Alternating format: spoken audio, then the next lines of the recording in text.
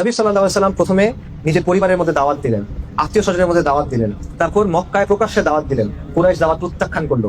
তখন তিনি বিভিন্ন গোত্রের কাছে দাওয়াত নিয়ে গেলেন। হজের মৌসুমে অনেক গোত্রগুলো আসতো, তিনি তাদের কাছে দাওয়াত নিয়ে গেলেন। তিনি দাওয়াত নিয়ে গেলেন রাবিয়া গোত্রের একটা সাব ট্রাইবের কাছে, এবং তিনি তাদেরকে লা ইলাহা ইল্লাল্লাহ মুহাম্মাদুর রাসূলুল্লাহ দাওয়াতটা দিলেন। তখন সেই গোত্রের প্রধান কি বললেন? উনি বলেন, আপনি যা বলছেন খুব ভালো কথা, কিন্তু এটা তো এমন কথা যেটা রাজা বাদশারা অপছন্দ করে। চিন্তা করে দেখেন যে কতগুলা কথা বলতে পারতো, কিন্তু সে বলল এটা এমন একটা কথা যেটা রাজা বাদশারা অপছন্দ করে, এবং এটা তখনও সত্য ছিল, এখনো সত্য, এর আগেও সত্য ছিল। ফিরআউন এর আগে কি বলছিল?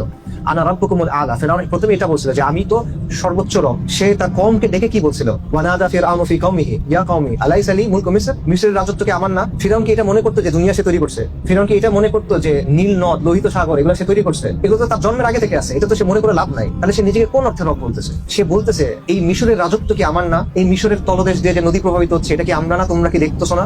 এইসব সে প্রশ্ন করতেছে।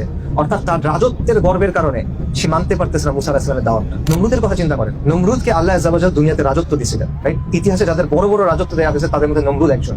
এবং সে রাজত্বের গর্বে, অহংকারে তার এমন অবস্থা হয়েছে সে মনে করতেছে যে সে একজন রব। এবং সে ইব্রাহিম আলাইহিস সালামের সাথে তর্ক করতেছে।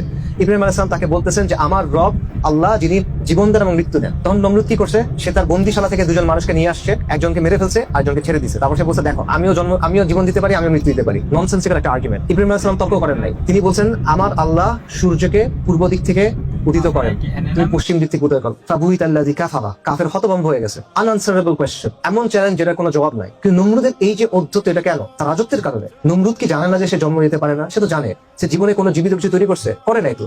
সে কি যে আসমান জমিন তৈরি করছে? করে নাই তো। সে তো মূর্খ না, সে রাজ্য চালায়, বিশাল রাজ্য চালায়, তো চরম বুদ্ধিমান মানুষ।